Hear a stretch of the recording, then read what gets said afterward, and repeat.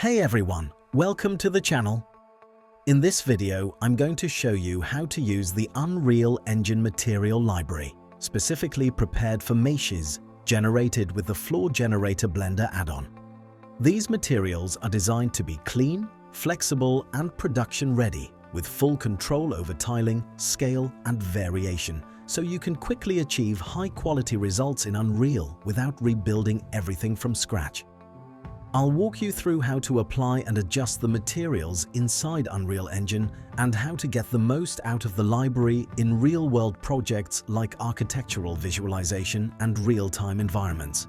And if you're interested in learning how to create these kinds of materials yourself, make sure to subscribe, because in the next videos, I'll be breaking down the full material setup step by step.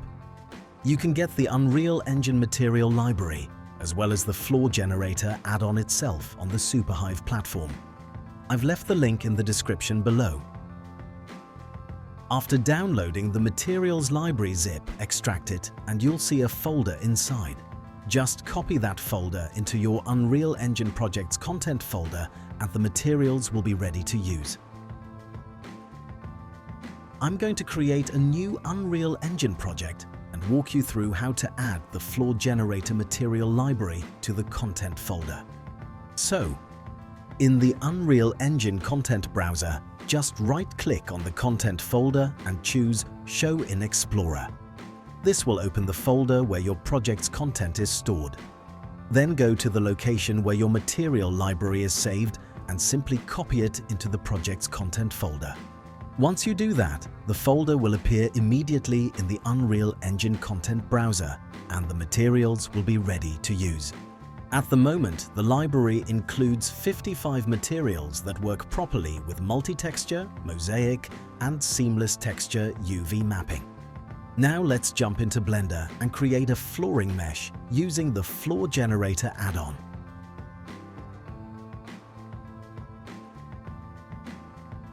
For this example, we're not going to tweak any settings, and there's also no need to assign a material in Blender.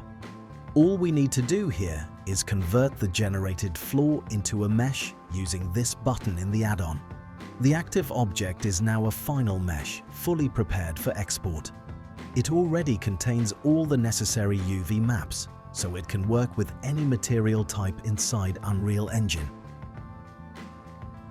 Next, let's export this object as an FBX. I'll give it a name and adjust a few export settings.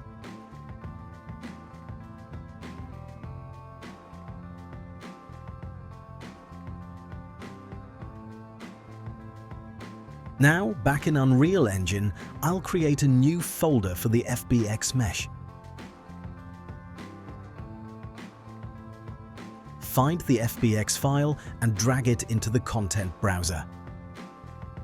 During import, make sure the Vertex Color import option is set to replace. Finally, let's place the static mesh into the level and test how the materials work with it. The materials behave the same way as they do in Blender. With seamless textures, material like this, each board gets a randomly positioned section of the texture, which creates strong variation and eliminates obvious repetition, resulting in a much more realistic floor.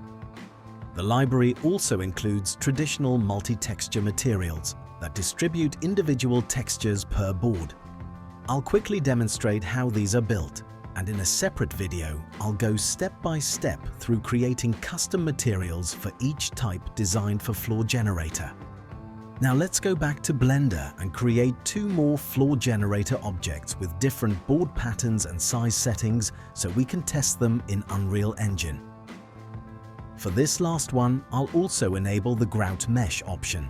I'll reduce the board size as well so we can better test the mosaic material. Now let's convert these Floor Generator objects to meshes so they're ready for export. You'll notice that this herringbone pattern doesn't have a grout mesh enabled, so after converting it to a mesh, there's nothing in the Vertex Groups panel. However, for this flooring, we did enable the grout mesh. After conversion, you can see a new vertex group appears, which makes it easy to select the grout geometry separately. It's recommended to separate the grout mesh before importing into Unreal Engine, since this gives better results with lumen lighting calculations. Now let's rename the objects and export them as FBX files. After that, we'll go back into Unreal Engine and import our new meshes. And now you can see how the different material types correctly use the object's UV maps and apply themselves properly.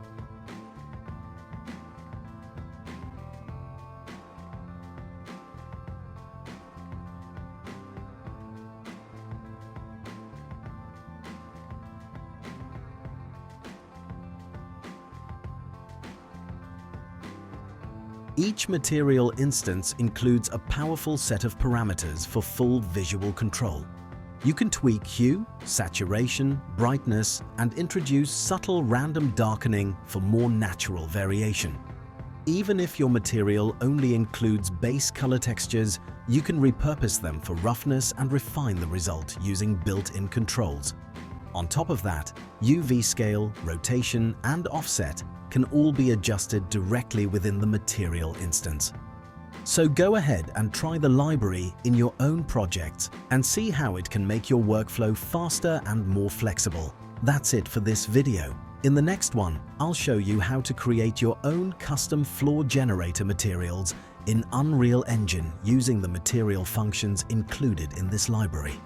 We'll go through each material type step by step, and I'll explain how to build texture arrays for multi-texture materials, as well as how to create color palettes for materials that use a single pixel per board for color variation. Make sure to subscribe so you don't miss it. I'll see you in the next video.